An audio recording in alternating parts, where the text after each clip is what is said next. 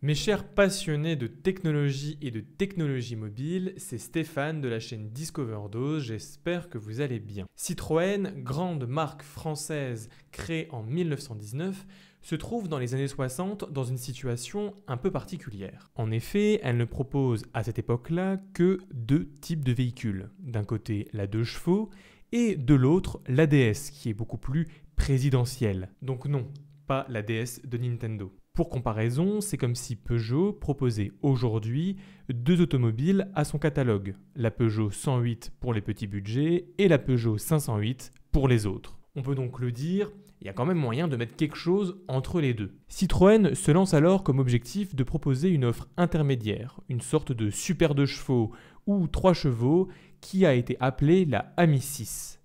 Le M de AMI s'entendrait donc pour milieu de gamme. Et c'est effectivement une gamme d'automobiles que Citroën va construire autour de cette AMI, avec donc tout d'abord la AMI 6, puis la 8 et enfin la AMI Super. Depuis un an, cette gamme AMI est de retour chez Citroën à travers le concept car, la AMI One. Mais vous allez le voir, la notion de milieu de gamme incluse dans le M de AMI, eh bien là maintenant, on en est loin, très très loin. En effet, en 2019, au Salon de Genève, Citroën présentait son concept de voiture électrique simplifiée, la Citroën AMI One. Le principe est simple, présenter un véhicule électrique à faible coût.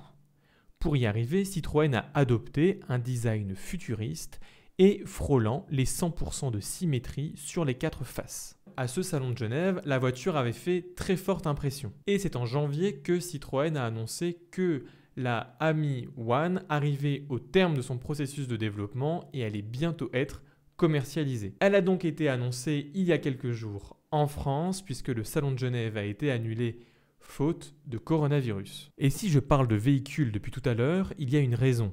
Si le principe de milieu de gamme a été mis à la poubelle dès l'année dernière, avec l'objectif d'un véhicule à bas coût, cette année c'est la notion même d'automobile qui en prend un coup. Comme quoi la gamme AMI est pleine de faux amis.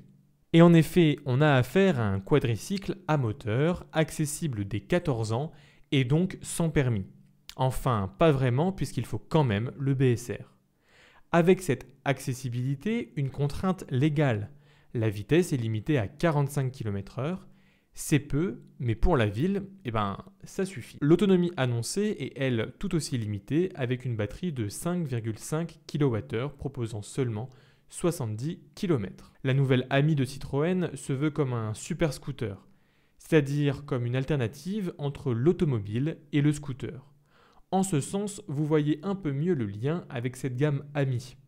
Car là où l'AMI de 1960 faisait le pont entre la 2 chevaux et la DS, la AMI de 2020 fait le pont entre le scooter et l'automobile.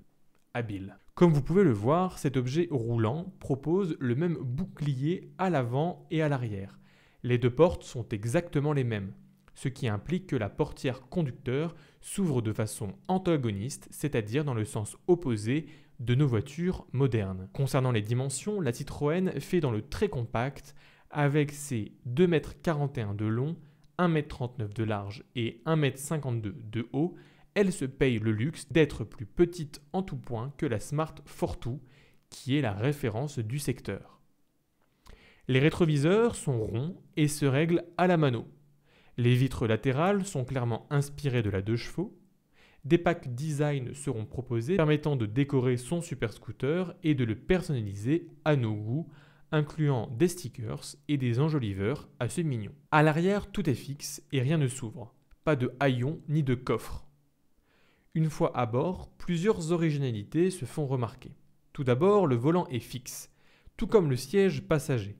Seul le siège conducteur peut être réglé. De plus, en levant les yeux, on s'aperçoit que Citroën a fait le choix d'y intégrer une sorte de demi-toit panoramique.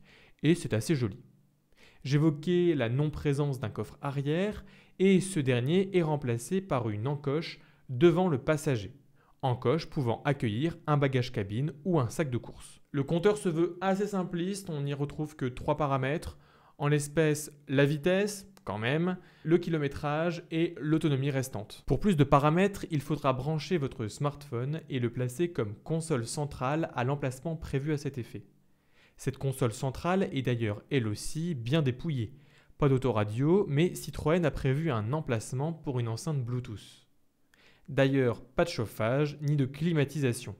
Certains vont rigoler en plein été sous leur toit panoramique. On est en 2020 et avec toutes les préoccupations écologiques, eh bien ça se voit que Citroën veut nous mettre réellement en communion avec la nature. Et dernier petit point concernant la charge, là aussi Citroën a été au plus simple, une prise de courant 220 volts standard, logée au niveau de la porte passager et permettant de recharger sa Citroën Ami en 3 heures. Et parce que Citroën n'est pas vraiment d'accord avec cet adage qui dit qu'on ne peut pas acheter de l'amitié, eh bien on arrive au plus important, c'est-à-dire le prix auquel va être lancée cette Citroën Ami. Et donc pour se la procurer, 3 possibilités. La première, c'est une location longue durée sur une durée de 48 mois avec un apport initial d'environ 2600 €, puis un loyer mensuel de 19,99 € puisque Citroën avait comme objectif de proposer sa Citroën au prix d'un forfait de téléphone. Et à 19,99 €, c'est le cas.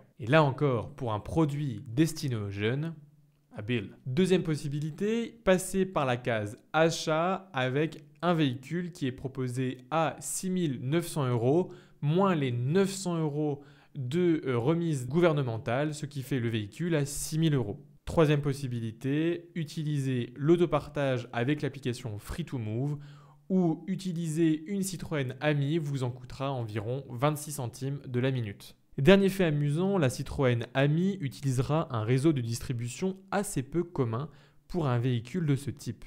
Si certaines concessions pourront la vendre, Citroën compte plus utiliser son site internet avec une livraison au domicile du client.